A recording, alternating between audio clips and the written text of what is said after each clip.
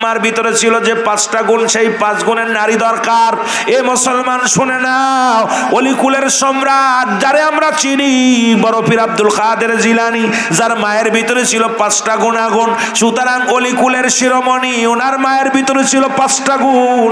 আমার নবী কুলের শিরোমণি যিনি রাহমাতুল লিল আলামিন, তার মায়ের ভিতরেও ছিল 5টা গুণ। জোরে জোরে বলো মারহাবা, আর একটু জোরে জোরে বলো আল্লাহু আকবার। বাবা সময় কম, কাজ বেশি, কারণ অল্প সময় পাবো। অনেক আলোচনা বিস্তারিত করে আলোচনা করতে পারবো না, কারণ সময় দরকার। সময়ের উপর বিস্তারিত আলোচনা করা যায়, কিন্তু এটা সময় আমি আপনাদেরকে দিতে পারবো না যেটুকু সময় দিই। 1 নাম্বার হলো মুসলমান শুনে নাও, 5টা গুণের নারী বিয়ের কথা বলছে নবীজি, তার মধ্যে 1 নাম্বার হলো সতীত্ব, আমানতদারি। জোরে বলা যাবে না মারহাবা? এর যুবকেরা জোরে বলো মারহাবা। 1 নাম্বার হলো সতীত্ব, আমানতদারি।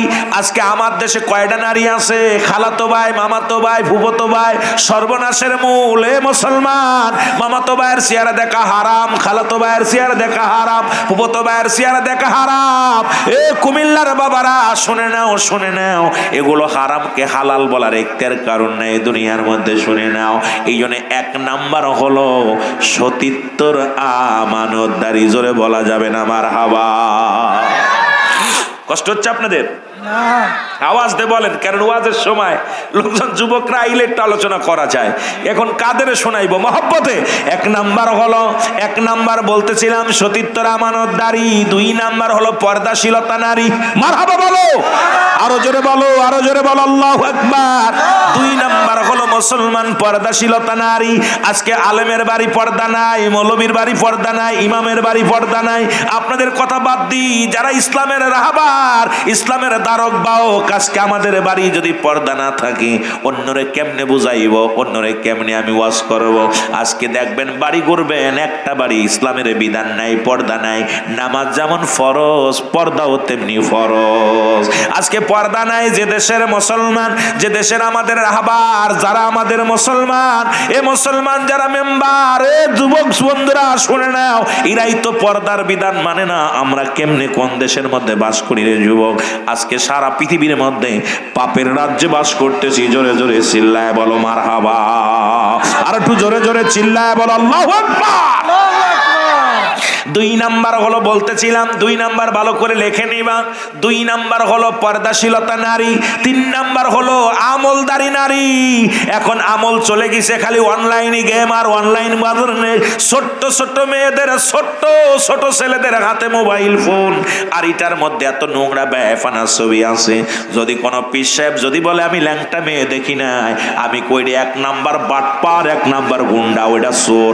কারণ এই মোবাইলের ভিতরে ল্যাংটা ছবি নাই, এটা আমি বিশ্বাস করি না। জোরে জোরে চিল্লায় বলেন ঠিক কি না? এই চোখের জিনা থেকে বাঁচবি কেমনে? ওয়াজ তো দেওয়ার জন্য আনছেন, কারণ আমি যুবক মানুষ, আর আমিরুল আমিন সিদ্দিকী বাস্তবতা নিয়ে কথা বলি বেশি। এই জন্য অনেক জায়গা যুবকরা, আমার যুবক বাজানদের, একটা যুবক যদি বাঁচে, যদি একটা যুবক আমলের মধ্যে আসে, তাহলে আমিরুল আমিনের জীবনটা ধন্য, মাহফিলটা ধন্য। আর যদি খালি মাহফিল দিলাম, আইলাম আর গেলাম আর খাইলাম, ওই ওয়াদের পক্ষে আমিও না। আপনারা কি আছেন না না আছেন জানি না, কারণ হলো এমন একটা পাপের রাজ্য। আমি বলি এখন এগুলো বন্ধ করো।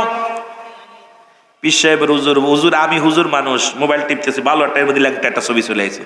চোখের জিনা 1 নাম্বারে। কিসের জিনা? এর জোরে বলেন কিসের জিনা? চোখের জিনা। এখন মুসলমান, এইটা আগেই বলছি, দাজ্জালের একটা খালাতো ভাই। এই দাজ্জাল পৃথিবীর মধ্যে আসবে, 10টা আলামত হবে, মোট 70টা আলামত হবে। 70টা আলামতের অধিকাংশ আলামতই হয়ে গেছে, এখন বাকি কিছু আছে, যা কিছু আছে আমাদের ভিতরে শুরু হয়ে গেছে। সুতরাং শোনো শোনো, 3 নাম্বার হলো আমলদারি নারী। আজকে আমার যুগের আমলদারি নারীগুলো খুব কম পাওয়া যায়। জোরে বলেন মারহাবা। শুধু নারী নয়, আমার মসজিদের ইমাম সাহেব যিনি আছেন আর জিগাইবেন, আপনারা মুরব্বী যারা আছেন, আমরা ছোট্টবেলা দেখেছি ফজরের নামাজ বাদে মুরব্বীরা বসে বসে কোরআন শরীফ কত কষ্ট করে আয়াত পাঠ করেছে। যদিও সহি হয় নাই, তবুও বসে বসে তারা তেলাওয়াত করেছে। 1 পারা, আধা পারা, 1 সাফা, 2 সাফা করে তেলাওয়াত করে তারপরে কাজে বাইর হয়ে গেছে। আর এখন মুসলমান ফজরের নামাজে তো যায় না, নামাজ পড়া তো দূরের কথা। জোরে বলেন ঠিক কি না? না? কোরআন তেলাওয়াত তো দূরের কথা, কারণ যখন এক নাম্বার রহমত উঠে যাবে দেশের পর থেকে, যেদিন কোরআনের তালিম বন্ধ হয়ে যাবে, যে মহল্লার মধ্যে কোরআনের তালিম বন্ধ হয়ে যাবে, ইবাদতের তালিম বন্ধ হয়ে যাবে, পর্দার বিধান বন্ধ হয়ে যাবে, ওই সমাজের মধ্যে ঘুষের রেওয়াজ বেশি বেশি হবে, সুদ বেড়ে যাবে, ঘুষ বেড়ে যাবে, জিনা বেড়ে যাবে, ব্যভিচার বেড়ে যাবে, অন্যায় বেড়ে যাবে, জুলুম বেড়ে যাবে। আজকে গোটা বাংলাদেশের মধ্যে পাপ আর পাপ, পাপ আর পাপ। ওপেন মানুষগুলো কুবায় মেরে ফেলতেছে, ওপেন মানুষগুলো মুসলমান হত্যা করা হচ্ছে, কোনো বিচার নাই, বিচার নাই। রাত্রে মুসলমান, এমন বিচারক আমার দেশের, এমন রাজনীতি দল, এমন অবস্থা চলতেছে, রাতের মধ্যে মুসলমান আদালত বসায় মানুষের রায় দিয়ে, তার রায় দিয়া মুসলমান অপরাধীকে সারা দি ছেড়ে দিচ্ছে। এই তো হলো আমার দেশের অবস্থা। এই জন্য আমাদের দেশে যে মাথাগুলো আছে, এদের ধরছে ভূতি। এই ভূতে যাদের ধরছে, এদেরকে আগে হটাইতে হবে। জোরে জোরে বলেন ঠিক কিনা? যারা পরিচালনা করে বড় কষ্টের বিষয়, রাত্র আদালত বসে, রাতের অন্ধকারে আদালত বসায়া সন্ত্রাসীদের মুক্তি দেয়। বড় কষ্ট হয়, বড় কষ্ট। এগুলো আনন্দ লাগে না, কষ্ট লাগে। এটা গজব, যদিও শুনতে খারাপ লাগে, কথাগুলো বলতে হবে, কারণ আমার যুব সমাজ বাঁচাইতে হবে। মুসলমান 3 নাম্বার হলো আমলদারি নারী, 4 নাম্বার হলো গুণবতী রূপবতী নারী। রাসূল বলছে, যারা এই দুনিয়ার মধ্যে যদি কোনো গুণবতী নারী বিবাহ করতে পারো, 1000 বছর ধরে বাইরে থাকবা, জীবনেও বউ পরকিয়া করবে না, জীবনেও বউ আপনারে থুইয়া অন্য কারোর সঙ্গে চলে যাবে না। আগের যুগে এই জন্য বিয়ে করার আগে দেখতো মাতৃকুল পিতৃকুল, কালো হলেও আগে দেখতো সে মেয়েটা কোরআন পড়তে জানে কিনা, মেয়েটা ইসলামের বিধান মানে কিনা, পর্দার বিধান মানে কিনা। এখন আমরা খালি ধলা চামড়ার পাগল, ধলা চামড়া হলেই আমরা তার জন্য পাগল হয়ে যাই। আর এই ধলা চামড়া আসিয়া সংসারে একটা অশান্তির কারণ। দেখা যায় স্বামীর কষ্ট, শ্বশুরের কষ্ট, শাশুড়ির কষ্ট, ননদের কষ্ট, দেওরের কষ্ট, ওই সংসারটা একটা নরক বানায় ফেলেছে। জোরে বলেন ঠিক কিনা? 4 নাম্বার গুণ হলো গুণবতী রূপবতী নারী। গুণবতী নারী যদি হয়, দেখবেন অনেক স্বামী কতবার তাকে ঘর থেকে বাইর করে দিয়েছে পিটায়া, তবু স্বামীর ঘর ছাড়ে না। আহা, সারা জীবন স্বামীর সোহাগ পায় নাই, তবুও স্বামীর আসল তলে, স্বামীর পায়ের নিচে থাকতে চায়। সে কোনোদিন অন্য পুরুষের চিন্তা তার মাথায় নাই। আবার দেখা যায় এই রূপবতী গুণবতী নারীগুলো যদি না হয়, স্বামী থাকতো অন্য পুরুষের সঙ্গে ডেটিং করে, স্বামী থাকতো অন্য পুরুষের সঙ্গে মোবাইলে আলাপ করে, কারণ ওদের অবস্থা, কারণ গৌরা ডাঙ্গায় ঘাস খায়, দাউস মেয়ে। এই জন্য দাউসের পিতামাতা বিনা হিসেবে জাহান্নামে যাবে। শুনে নাও, শুনে, রাসূল বললেন দাউসের পিতামাতা বিনা হিসেবে জাহান্নামে যাবে। তারা কারা? দাউস হলো, শুনে নাও, শুনে নাও, কারণ যে সমস্ত মেয়েরা মেয়ে কুলে জন্ম নিয়া, যে সমস্ত নারীরা নারী কুলে জন্ম নিয়া পুরুষের ন্যায় চলাফেরা করে, প্যান্ট শার্ট পরে, শার্ট পরে, ভালো করে জেনে নাও, যদি আপনাদের এলাকার মধ্যে থাকে ভালো করে লিখে নাও। যে সমস্ত মেয়েরা মেয়ে কুলে জন্ম নিয়া প্যান্ট শার্ট পরে, শার্ট গায়ে দেয়, যে সমস্ত মেয়েরা মুসলমান পুরুষের ন্যায় চলাফেরা করে, যে সমস্ত মেয়েরা বুক টান করে হাঁটে, যে সমস্ত মেয়েরা বাজার ঘাট পুরুষের ন্যায় করে, এদের পিতামাতা বিনা হিসেবে জাহান্নামে যাবে, বিনা হিসেবে জাহান্নামে যাবে। এরম একটা মেয়ে যদি তুমি জন্ম দাও, খোদার কসম করে বলি, তোর ইবাদত বন্দেগী সব বরবাদ, তোর হজ বন্ধ, তোর যাকাত বন্ধ, তোর হজ বন্ধ, যাকাত, নামাজ, রোজা, পৃথিবীর মধ্যে যতই আমল করো না কেন, সব আমলগুলো বরবাদ হয়ে যাবে, কোনো কাজে লাগবে না। এই জন্য এই মেয়েটা যদি হয়, রাতের অন্ধকারে তারে ত্যায্য করে দাও, তারে মেরে ফেলো, কারণ মারা যেহেতু হারাম, মারা যাবে না, ত্যায্য করে দাও, ঘর ছাড়া করে দাও, মেয়ের দায় দাবি ছেড়ে দাও, সংসারের ছেলের দায় দাবি ছেড়ে দাও। কারণ রব্বুল আলামিন আপনার কাছে আমানত রাখছে, আমানতের খেয়ানত করার অধিকার আপনার নাই।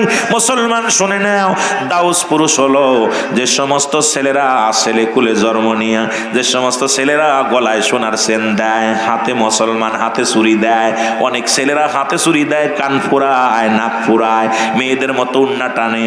খোদার কসম করে বলি, যে সমস্ত ছেলেরা গলায় সোনার চেন দেয়, গলায় সোনার চেন দেয়, যারা হাতে চুরি দেয়, এ যুবক কান ফুটা করে লাগে, কানের তা পড়ে, নাকের তা পড়ে। আমার বাবারা শুনে নাও, এই পুরুষের ন্যায় পুরুষ কুলে জন্ম নিয়া মেয়েলি ভাব দেখে, মেয়েদের পাশ গুড় করে। আল্লাহর কসম করে বলি, এই সমস্ত মেয়েরাও, এই সমস্ত ছেলেরাও, এরা হলো দাউস। এদের পিতা মাতাও বিনা হিসেবে জাহান্নামে যাবে। এদের জন্য আল্লাহ রাব্বুল আলামিন কঠিন আযাবের ব্যবস্থা রাখছে। সবচেয়ে কঠিন আযাব হলো এই সমস্ত নারীদের লজ্জাস্থান দিয়া, যে সমস্ত দাউস মেয়েরা, তাদের লজ্জাস্থান দিয়ে আগুনের ফুলকি ঢুকানো হবে। আর যে সমস্ত ছেলেরা এগুলো করবে, তাদের লজ্জাস্থান দিয়ে আগুনের ফুলকি বাইর হবে। আমি যুবকদের হাতে ধরে বলে যাই, পায়ে ধরে বলে যাই, 18 বছরের যুবক হবি জান্নাতি, 18 বছরের 16 বছরের যুবতী হবি জান্নাতি। সুতরাং তোদের জন্য 70 জন করে হুর, 70 জন করে গেলেমান অপেক্ষা করতেছে। এই দুনিয়ার সুন্দরীর প্রেম ছেড়ে দে, সুন্দরীর লালসা ছেড়ে দিয়া রব্বে কারিমের যদি গোলামি করতে পারো, ওরে আল্লাহ রাব্বুল আলামিন আবাদান চিরস্থায়ী ভাবে এত শান্তিময় জায়গা তোরে দিয়া দিব, যেখানে গেলে আর মন চাবে না দুনিয়ায় আসতে। জোরে বলেন মারহাবা। কাদেরে বুঝাইবো? আজকে যুবক তো নাই, যাদের দরকার আমার যুব সমাজের আয়োজিত আজকেও যুবক বাবারা শোনো। 5 নাম্বার হলো আদর্শবান বাবা মায়ের সন্তান। আজ থেকে প্রতিজ্ঞা করব, কোনো গাঁজাখোরের মেয়ে বিয়ে করবেন না, কোনো মদখোরের মেয়ে বিয়ে করবেন না, কোনো হিরণশিখরের মেয়ে বিয়ে করবেন না, সুদখোর ঘুষখোর। এ যুবক দলের কান্ডা লাগা শোনো, এই জমিনের মধ্যে, এই মাটি হারার দিঘির পার জমিনের মধ্যে কে কে সুদ খায় আপনারা জানেন, কে কে ঘুষ খায় আপনারা জানেন। এদের সঙ্গে কোনো আত্মীয়তা চলবে না, আত্মীয়তা করা যাবে না, কারণ এদের ছেলে মেয়ের সঙ্গে কোনো বিবাহ বন্ধনে আবদ্ধ হওয়া যাবে না। এই সুদখোর ঘুষখোর হারামখোরের সঙ্গে কোনো আত্মীয়তা করা যাবে না। যদি বাঁচতে চাও মুসলমান শুনে নাও, এখন আমি আপনাদেরকে বলে যাই, যত বড় টাকাওয়ালার মালিক হোক, বাড়িওয়ালার মালিক হোক, হারামখোরের সঙ্গে কোনো আত্মীয়তা নাই, হারামখোরের ছেলের সঙ্গে কোনো আত্মীয়তা নাই, হারামখোরের মেয়ের সঙ্গে কোনো আত্মীয়তা নাই। আজ থেকে প্রতিজ্ঞা করবেন, এখান থেকে কোনো সুদখোর ঘুষখোর জিনাখোর মাদক সেবনকারীর সঙ্গে কোনো সম্পর্ক আমাদের থাকবে না। যদি আল্লাহর বিধান মেনে চলো, তাহলে আল্লাহ বলো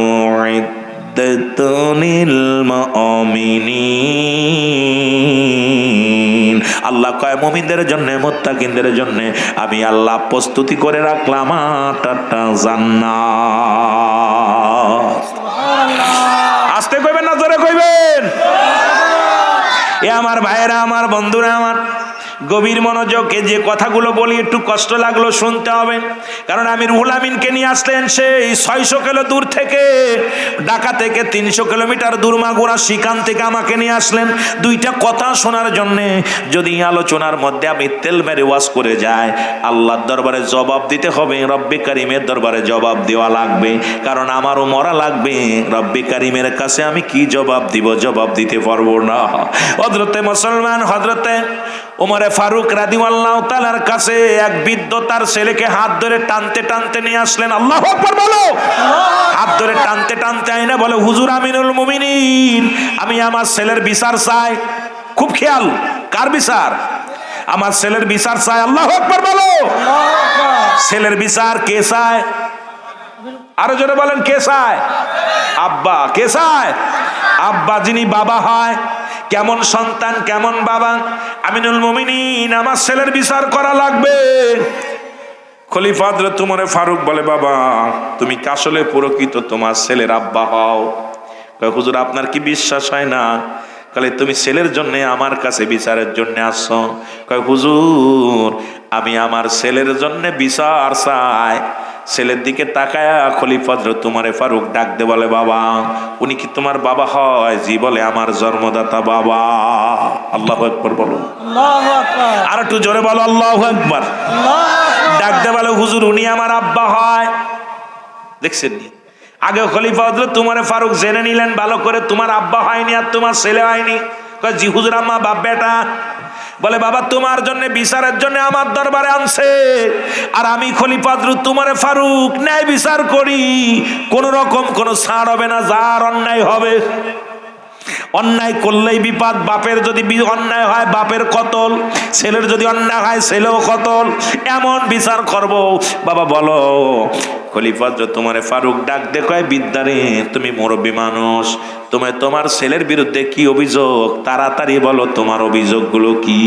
কয় হুজুর, এক নাম্বারে হলো আমার এক নাম্বার বিচার, আমার ছেলে মাদক সেবন করে। কি করে? মাদক খায়, গাঁজা, মদ, ইয়াবা, এগুলো মাদক সেবন করে। খলিফা হযরত ওমর ফারুকের চোখ দুটি বড় লাল হয়ে গেছে। ডাক দেখো, যুবক, এটা তো হারাম, তুমি এটা ভক্ষণ করো। বলে হুজুর, আগে জানতাম না, এখন জানলাম। 2 নাম্বার বিচার। কয় হুজুর, 2 নাম্বার আমার ছেলে মানুষ হত্যা করছে। কয় মানুষ হত্যা মহাপাপ, তুমি মানুষ হত্যা করেছো? বলে জি হুজুর। কয় মানুষ হত্যার বদলে তোমাকে হত্যা করা হবে। হুজুর, আমি মেনে নিলাম, আপনি ন্যায় বিচারক, যা বিচার করবেন আমি মেনে নিলাম। 3 নাম্বার হলো আমার ছেলে জিনাকারী। আল্লাহু আকবার বলো। 3 নাম্বার হলো কি? জিনাকারী। আমার যুবকরা শুনে নিবা, মুখস্থ করবা, লিখে নিবা, কাজে লাগবে। কয় হুজুর, 3টা অপরাধ, গুরুতর অপরাধ। উমরে ফারুক রাদিয়াল্লাহু তাআলা এখন ক্ষিপ্ত হয়ে গেলেন, ঘাম ঝরতে লাগলেন গা দিয়ে। ডাকতে বলে, উজির, তরবারি নিয়ে আসো, কারণ এই ছেলের বিচার হবে। যেহেতু সে জিনা করেছে, জিনার শাস্তির বিধান কি সে জানে না, সে কি মানুষ হত্যা করেছে এই বিধান কি সে জানে না। খলিফা হযরত ওমর ফারুক ডাকতে কয়, যুবক, তুমি যে জিনা করেছো, তুমি কি জিনার শাস্তির বিধান জানো? কয় হুজুর না। ডাকতে বলে, শোনো, যদি কোন যুবক, কোন যুবতী, অবিবাহিত নারী, অবিবাহিত পুরুষ যদি জিনা করে, ভালো করে লিখে নেন, যদি কোন অবিবাহিত নারী, অবিবাহিত পুরুষ যদি জিনা করে, শাস্তির বিধান হলো তার গায়ে 100 ডুরা মারতে হবে। 2-4টে মারা পর যেন মারা যায়। এরে আস্তে আস্তে করে সোয়াইলে চলবে না। আজকে জিনা করে ছেলের পক্ষে বাবা উকলাতি করে। আরে কপাল পোড়া বাপ, এর জিনাকারী সন্তানকে দুনিয়া করা লাগবে। এই বাবারা, হন এইবার। যুবক কইতেছে, হুজুর, আপনি আমাকে যে রায় দিয়েছেন আমি রায়টা মানছি, কিন্তু আমার বিচারের আগে আমার আব্বার বিচারটা করা লাগবে। খলিফা আমিনুল মুমিনিন ডাক দিয়ে কয়, ও যুবক, তুমি কার বিরুদ্ধে অভিযোগ করো? যিনি তোমার বাবা। আরে বাবা মায়ের কত দাম, বাবার কত মূল্য রে, মার কত মূল্য। এটা নিয়ে আলোচনা করতে গেলে সময় অনেক লাগে।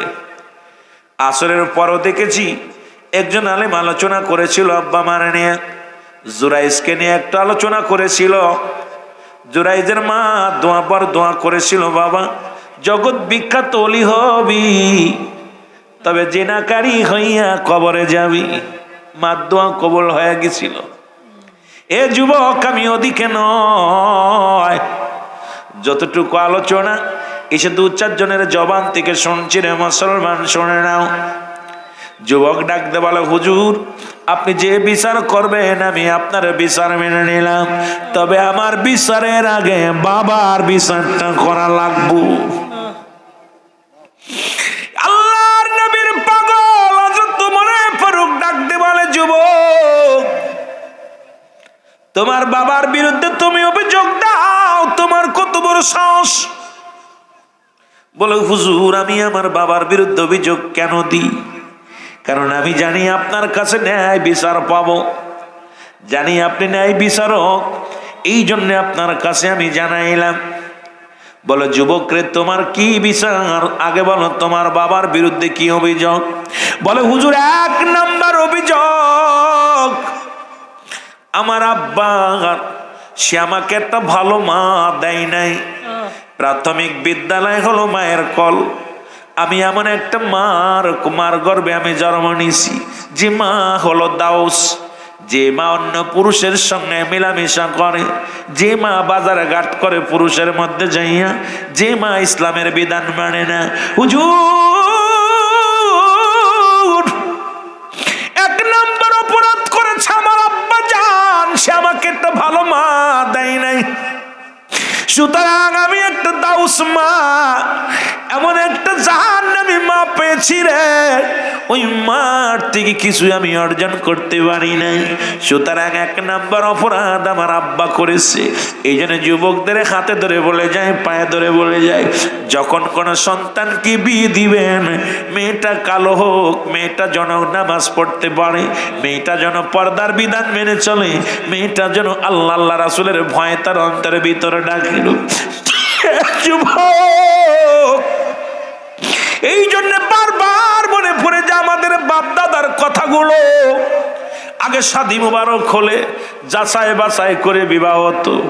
মায়ের কুল, মাতৃকুল, পিতৃকুল, ওর বংশে চোর বাটপার আসেনি, ওর বংশে কোনো বেনামাজি গাঁজাখোর মদখোর শিখিনি।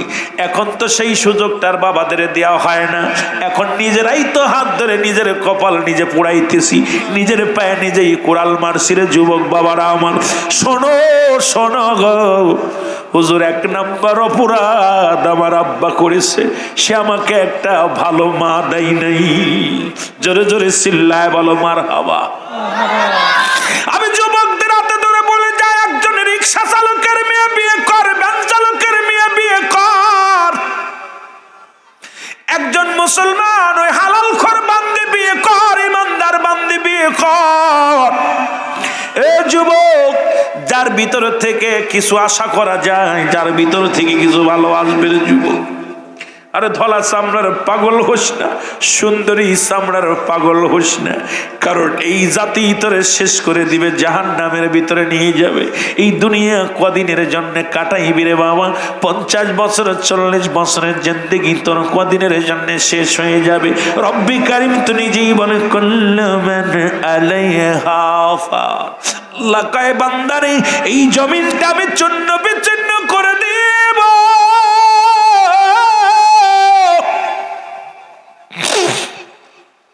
এই জমিনের ভিতরে যা কিছু আছে সব কিছু আমার আল্লাহর জন্য বিচ্ছিন্ন করে দিব।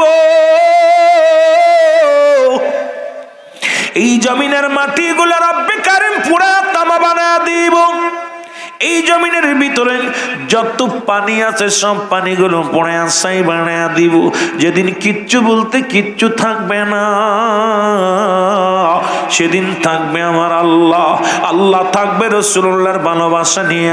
এই জন্য আজ থেকে প্রতিজ্ঞা করব, রব্বে কারিমের গোলামের সঙ্গে সম্পর্ক রাখবো। জোরে বলেন ঠিক কিনা? আর একটু জোরে জোরে চিল্লায় বলা যাবে না আল্লাহু আকবার। এ বন্ধুগণ, দিলের কান্ডা লাগা শোনে নাও, ডাক দিয়ে বলে, হুজুর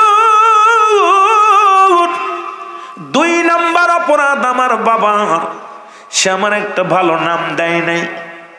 আমার নাম মুসলমান, এই সন্তানের নামগুলোর জন্য দায়ী থাকবেন আপনারা।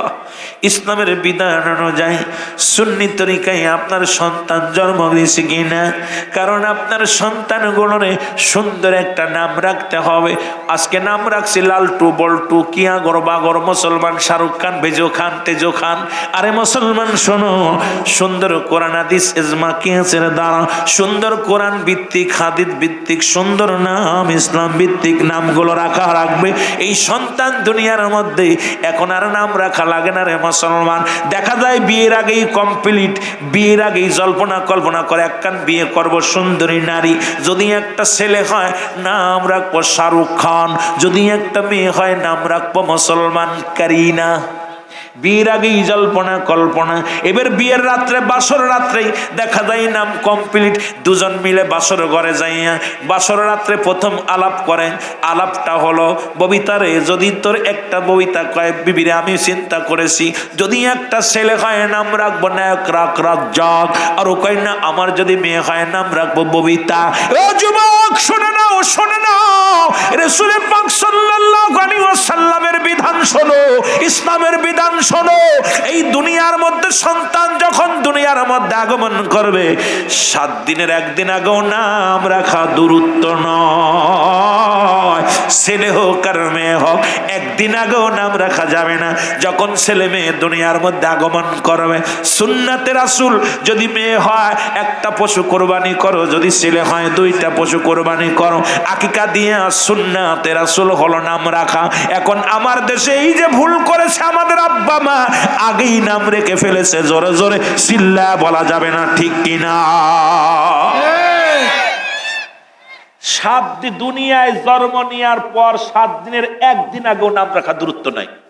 7টা দিন যখন হবে, 7 দিন যখন অতিবাহিত হবে, যেটা আমাদের দিকে আসি বলে বা ওই কি বলে, আপনাদের কি বলে, হ্যাঁ আকিকা যেটা বলা হয়, 7 দিন পরে মেয়ে ছেলে বা জন্ম নেওয়ার পর 7 দিন পরে ছেলে সন্তান হলে, মেয়ে সন্তান হলে তার আগে হাত পায়ের নখ কাটবে, মাথা চুলগুলো কামাবে, তারে সুন্দরভাবে এইবার তার গোসল করাবে, গোসল করায় সুন্দর একটা নাম রাখবে। একটা ইমাম সাহেব একটা আলেমকে দিয়ে, ভাইজান একটা ভালো নাম, যদি না থাকে নিজেরা যদি ভালো যাচাই বাছাই করেন। এখন তো সোজা হয়ে গেছে, এখন ইসলামী বই পাওয়া যাচ্ছে, বইয়ের মধ্যে নাম সুন্দর সুন্দর নাম পাওয়া যাচ্ছে, জোরে বলেন ঠিক কিনা?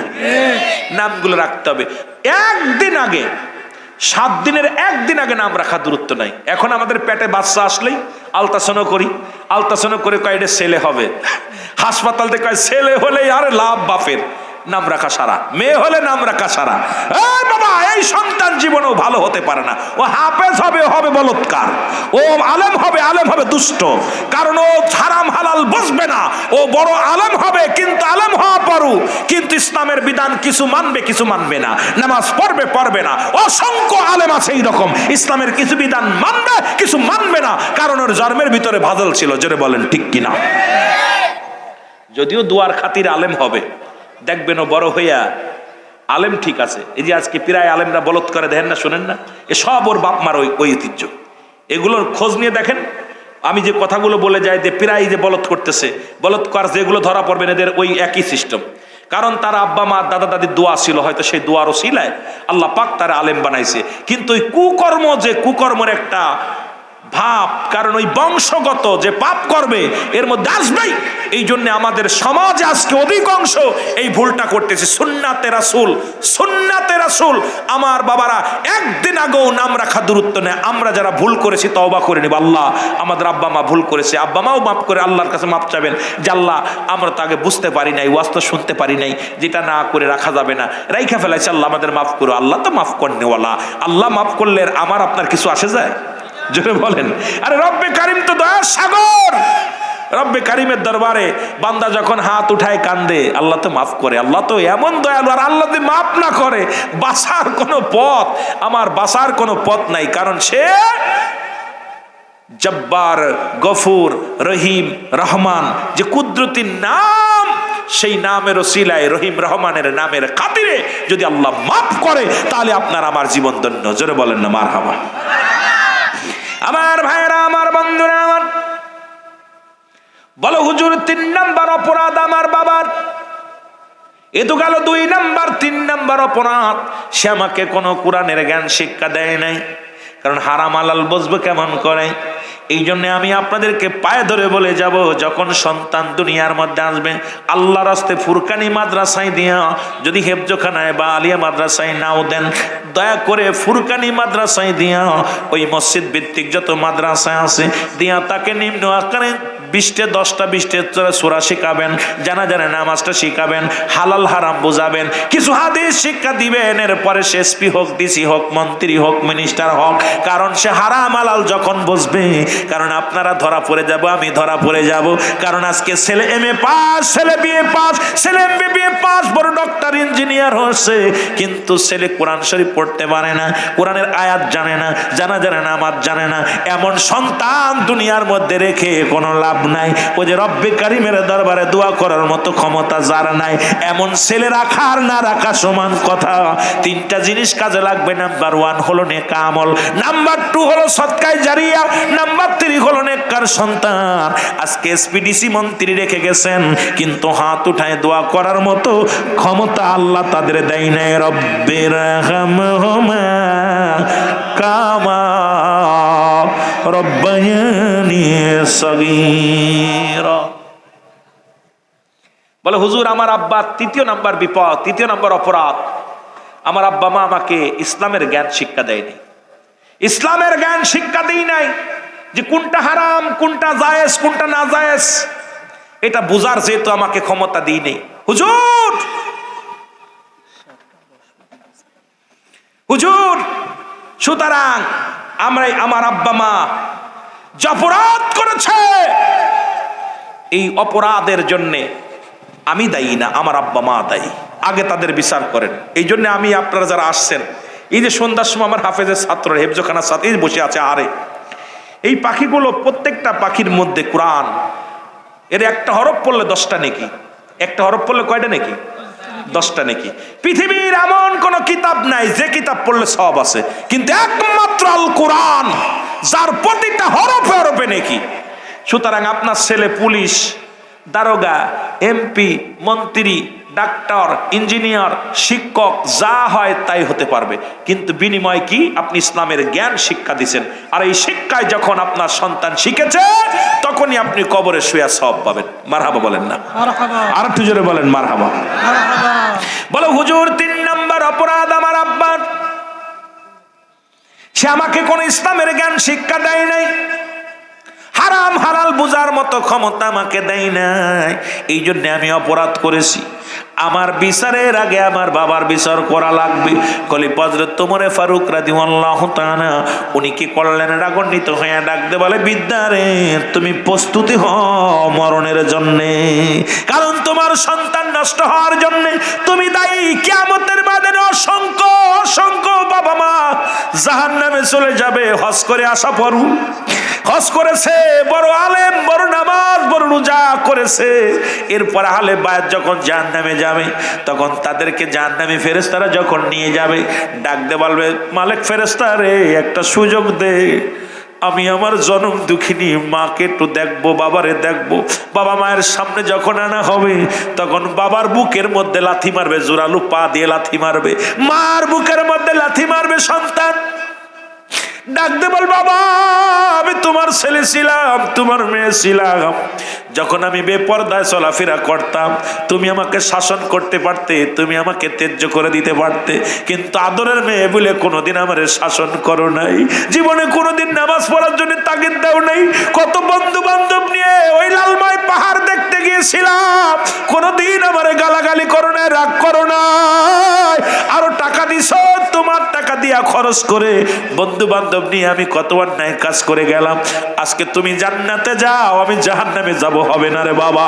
বাবার বুকের মধ্যে লাথি মারবে মেয়ে এসে, বাবারে মুসলমান শুনে না, রব্বি কারিম ডাকতে বলবে, এ মালিক ফেরেশতা, বাবা মেয়ে দুজনকেই জাহান্নামে দিয়ে দাও, কারণ এই মেয়ে নষ্ট হওয়ার পিছনে সম্পূর্ণ দায়ী ছিল বাবা।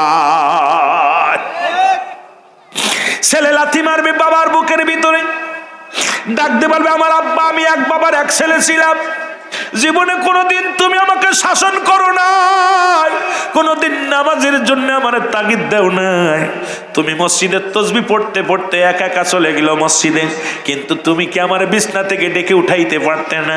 বাবা গো, আমি ঘুমাইছিলাম ঠান্ডার দিনে, তুমি তো কোনোদিন আমারে রাগ করো নাই, কোনোদিন তো নামাজ না পড়লে খাবার বন্ধ করে দাও নাই, বাবা আমি হারাম কান্নাই কাজ করলে আমাকে বাধা দাও নাই, এক বাবার এক সন্তান ছিলাম বলে আমারে কত আদর করেছো, কত না ভালোবেসেছো, টাকা দিছো, মোবাইল কিনে না দিলে রাগ করে, মোবাইল না কিনে দিলে খানা খাই না, মোবাইল কিনে দিছো, মোটরসাইকেল না কিনে দিলে আমি বন্ধু বান্ধবের সঙ্গে কথা বলি না, মোটরসাইকেল কিনে দিছো, সুন্দর গাড়ি করে দিছো, বাড়ি করে দিছো, বাবা গো একদিনও তুমি আমারে শাসন করো নাই, তুমি আজকে হাজী সাহেব জান্নাতে চলে যাও, আর আমারে জাহান্নামী ফেরেশতারা, মালিক ফেরেশতা পায়ের মধ্যে শিকল দিয়ে টানাটানি শুরু করেছে, গলার মধ্যে শিকল দিয়ে টানাটানি শুরু করেছে, তুমি কোথায় যাও?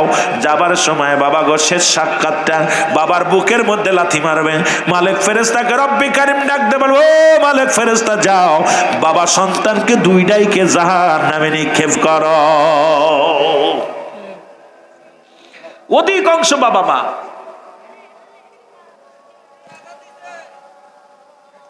অধিকাংশ বাবা মা সন্তানের জন্য ধরা পড়ে যাবে। আল্লাহ বুঝার তৌফিক দান করুক, জোরে বলুন আমিন।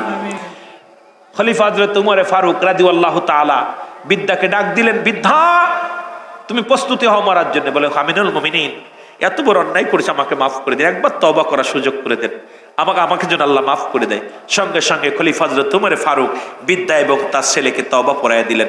তওবাতুন নাসুহা, সবাই আমরা তওবা করি, আস্তাগফিরুল্লাহ রাব্বি মিন কুল্লি যামবি আতুবু ইলাইহি লা হাওলা ওয়ালা কুওয়াতা ইল্লা বিল্লাহিল আলিয়্যিল আযীম। সবাই পড়েন আস্তাগফিরুল্লাহ রাব্বি মিন কুল্লি যামবি আতুবু ইলাইহি লা হাওলা ওয়ালা কুওয়াতা ইল্লা বিল্লাহিল আলিয়্যিল আযীম। আল্লাহুম্মা আমিন।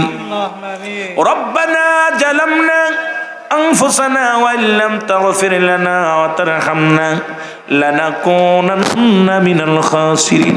হায় আল্লাহ পরওয়ারদিগার আলম, এই মাটি হারা আল্লাহ দিগির পার জামে মসজিদের উদ্যোগে গো আল্লাহ ষষ্ঠ বাৎসরিক ওয়াজ ও দোয়ার মাহফিলে তোমার পাগলেরা এখনো রাত্রে রব্বুল আলামিন দুখানা ভিক্ষার হাত বাড়ায় দিল। রব্বুল আলামিন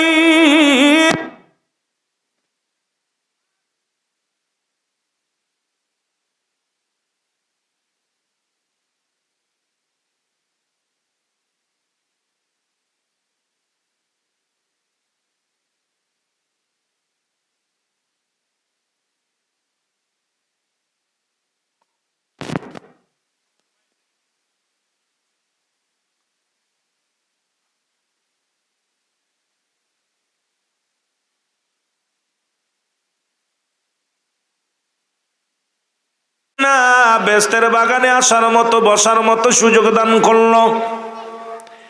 এ সময় কত মানুষ জেলখানায়, কত মানুষ হাসপাতালে, কত মানুষ মৃত্যু শয্যায় সজ্জিত। রব্বুল আলামিন আপনাকে আমাকে জেলখানায় নেন নাই, হাসপাতালে নেন নাই, সুন্দর পরিবেশ রিয়াজুল জান্নাহ বেস্তের বাগানে বসার মতো সুযোগ দান করলো। একটু জোরে জোরে চিল্লায়া বলা যাবে না আলহামদুলিল্লাহ। বান্দা যখন জান্নাতের বাগানে রওনা হয়ে যায়, বাড়ি থেকে ঘর ছাড়লো, যখন ঘর ছাড়িয়া রওনা হয়ে গেল, প্রতিটা কদমে কদমে আমার আল্লাহ রাব্বুল আলামিন বান্দার জীবনে যত সগীরা গুনাহ ছিল সব গুনাহগুলো মাফ করে দিছে। জোরে বলেন মারহাবা। আর একটু জোরে জোরে চিল্লায়া বলা যাবে না মারহাবা। যত গুনাহ করছেন জীবন ভরে, এই গুনাহগুলো সগীরা গুনাহগুলো শুধু ময়দানে রওনা দেওয়ার কারণে আমার আল্লাহ রাব্বুল আলামিন প্রতিটা কদমে কদমে প্রতিটা পায়ের ছাপে আল্লাহ রাব্বুল আলামিন ছোট ছোট গুনাহগুলো মাফ করে দিয়েছে। জোরে বলেন সুবহানাল্লাহ। আমরা তো শুধু সগীরা গুনাহ করি নাই, পদে পদে করছি কবিরা গুনাহ। সগীরা গুনাহ মাফ হলো জান্নাতের বাগানে আসার কারণে। এখন কবিরা গুনাহগুলো মাফের দরকার আছে কিনা? আর একটু জোরে বলেন আছে কিনা? কারণ কিয়ামত পর্যন্ত আর কোনো নবী আসবে না, নবীদের দরজা বন্ধ। কাদের দরজা? নবীদের দরজা বন্ধ হয়ে গেছে। কিয়ামত পর্যন্ত আর কোনো নবী আসবে না, কিয়ামত পর্যন্ত তওবার দরজা খোলা থাকবে। মুসলমান শুনে নাও, কবিরা গুনাহ নামাজ ছেড়ে দেয়া কবিরা গুনাহ, নামাজ ছেড়ে দেয়া কবিরা গুনাহ। আজকে আমার আপনার জীবনে নামাজ, কত রক্ত নামাজ চলে গেল। এক ওয়াক্ত নামাজ কাজা দিলে মুসলমান ৮০ বা পরিমাণ জাহান্নাম, যার ১ বা পরিমাণ হলো ২,৮৮,০০,০০০ বছর। আপনার আমার জীবন থেকে কত নামাজ, কত ওয়াক্ত নামাজ চলে গেল। এই নামাজের যদি রব্বি কারিম একবার হিসাব ধরে, আমার মন বলে বাঁচার মতো কোনো উপায় নাই। জোরে বলেন ঠিক কিনা? ও মুসলমান, গভীর মনোযোগ। নামাজ ছেড়ে দেয়া কবিরা গুনাহ, মিথ্যা বলা কবিরা গুনাহ। মিথ্যার একটা কারখানা তো সারা পৃথিবীর মধ্যে এখন। এই যে মোবাইল, দেখা যায় ঘরের মধ্যে হুইয়া বলে আমি এখন আছি কুমিল্লায়, ঠিক কিনা? কুমিল্লা ঘুরে কয় এখন আমি আসি লালময়, লালময় ঘুরে আর কয় ঢাকার শহরে ঘুরে বেড়ায়। কারণ মিথ্যার বড় কারখানা বাংলাদেশে। খানে দাজ্জালের একটা বাইক যখন দুনিয়ার মধ্যে দাজ্জাল আসবে, সেই দাজ্জালের একটা বড় চিত্র কিন্তু দুনিয়ার মধ্যে আগমন করেছে ইন্টারনেট। যা পাপের বোঝা, যা গুনাহ, এত পরিমাণে গুনাহ আমরা আমও দুনিয়ার মধ্যে গুনার পাপের বোঝাগুলো নিয়ে ঘুরতেছি। রব্বে কারিম যেন আমাদেরকে ক্ষমা করে দেয়। জোরে বলো না আমিন। বেগানা নারীর সঙ্গে দেখা দেয়া কবিরা গুনাহ, বেগানা পুরুষের সঙ্গে দেখা দিয়া কবিরা গোনা, এই ওয়াজ তো বাংলাদেশে করাই যাবে না, করলেই বিপদ। যদি এই ওয়াজগুলো করি হাজার আলেমের চাকরি চলে যাবে, হাজার হাজার উলামা একরামের চাকরি চলে যাবে। কারণ ইসলামের বিধান যদি মেনে চলো, যেটা হারাম হারামকে হালাল বলার ইখতিয়ার কোনো পৃথিবীর কোনো আলেমের নাই। কারণ পৃথিবীর মধ্যে কোনো হালালকেও হারাম বলার ইখতিয়ার কারণ নাই।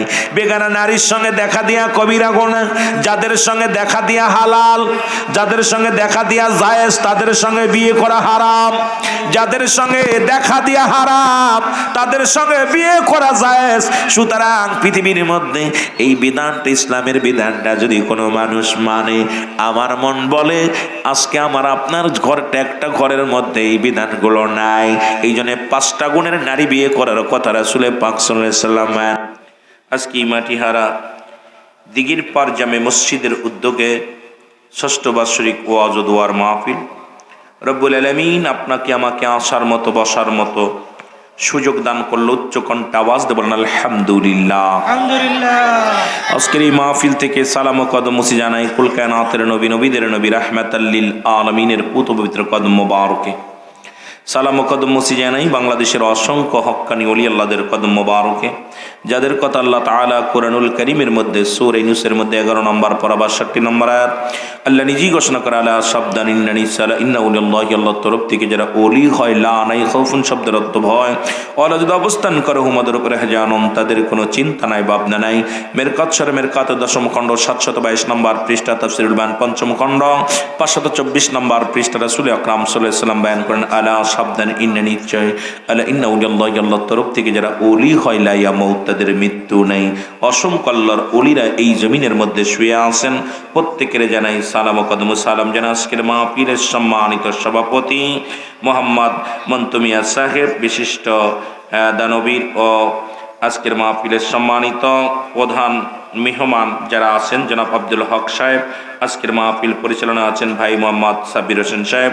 আজকের মাহফিলের বিশেষ বক্তা যে সমস্ত ওলামা ইকরাম, যারা আপনাদের আতাউল্লাহ বিন মুসলিম সাহেব। আজকের মাহফিলের বিশেষ বক্তা জনাব হযরত মাওলানা সাব্বির আহমেদ ওসমানী সাহেব। আজকের মাহফিলের সম্মানিত প্রধান মেহমান যিনি শেখ সুফি, যিনি আজকে তরিকাতের একজন রাহবার, যিনি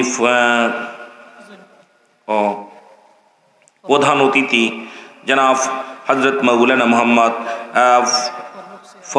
ফারুক শেয়ারুদ সিদ্দিকী সাহেব। আজকের মাহফিলের সম্মানিত প্রধান মেহমান জনাব মোহাম্মদ সাআদ সিদ্দিকী সাহেব। অন্যান্য ওলামায়ে কেরাম, মসজিদের ইমাম সাহেব, মুসল্লিগণ, সামনের উপস্থিত আশিকান, জাকিরান, দানপ্রাণ মুসলমান ভাই বন্ধুগণ, পর্দারের মা বোনেরা, খাস করে আজকের মাহফিলে যে সমস্ত ভাইয়েরা ভলেন্টিয়ার ভাইয়েরা আছেন, যে সমস্ত ভাইয়েরা এই মাহফিল সাজানোর জন্যে এত কষ্ট করেছেন, ক্লান্ত হয়েছেন, এত কষ্ট করে প্রোগ্রাম সাজিয়েছেন, রব্বে কারিম আপনাদেরকে প্রোগ্রামটা সাজানোর জন্য সার্বিক সহযোগিতা রব্বুল আলামিনের উপর থেকে আসছেন এবং মানুষের সাহায্য আপনারা পেয়েছেন। সকলের সাহায্য সহযোগিতার মাধ্যমে সুন্দর প্রোগ্রাম সাজাইয়া বসার মতো, আসার মতো সুযোগ আল্লাহ দান করছে। উচ্চ কণ্ঠে বলেন আলহামদুলিল্লাহ। সকলকে জানাই সালাম জানাই সামনের উপস্থিত আশিকান, জাকিরান, দানপ্রাণ মুসলমান ভাই বন্ধুগণ, পর্দার আড়ালের মা ও বোনেরা ও হাফেজি কোরআন যে সমস্ত আসরের থেকে দেখলাম কিছু ছাত্র ভাইয়েরা, হেফজখানার ছাত্র ভাইয়েরা বসেছিলেন, প্রত্যেকের জানাই সালাম। আসসালামু আলাইকুম ওয়া রাহমাতুল্লাহি ওয়া বারাকাতুহু। ওয়া আলাইকুম আসসালাম। সবাই ভালো আছেন? আলহামদুলিল্লাহ। আরো জোরে বলেন, ভালো আছেন? আলহামদুলিল্লাহ। ভূমিকা দেওয়ার আমি বেশিরভাগ ভূমিকা দিই না, বেশিরভাগই সালাম বিনিময় করে আলোচনার মধ্যে ঢুকে যাই। যদিও মাগরিবের সময়, এর সময় লোকজনের সমাগম একটু কম। নামাজ সারাদিন শ্রম দিছে, শ্রম দেওয়ার পর মাগরিবের নামাজ পরে একটু মানুষ ক্লান্ত বোধ হয়ে যায়। এই মানুষগুলো আসতে, যারা যেহেতু এখানে বড় হক করে লেখা আছে বাদ মাগরিব আলোচনার সময়, সেহেতু যারা দেখছে তারা অবশ্যই আসবে, চেষ্টা করবে।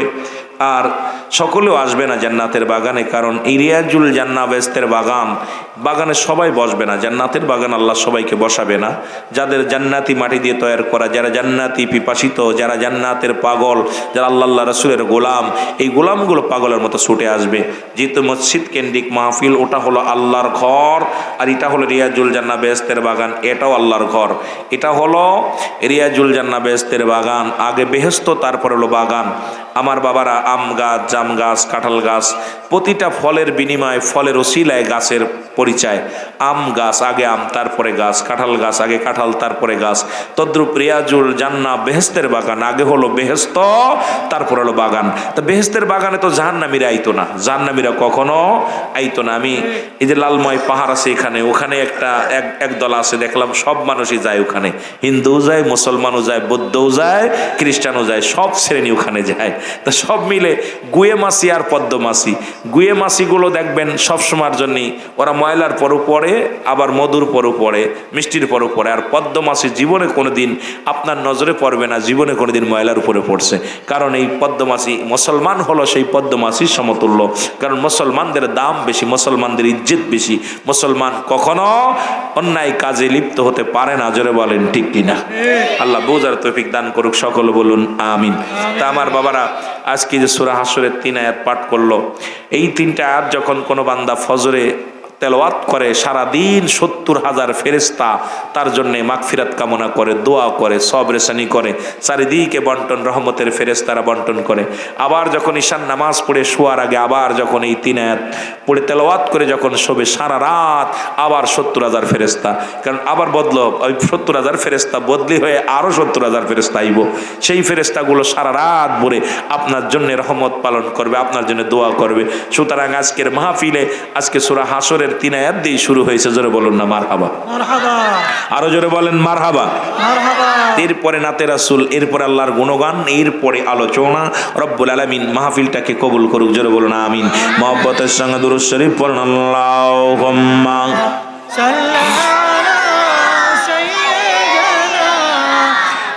মাওলানা মুহাম্মাদ ওয়া আলা মাওলানা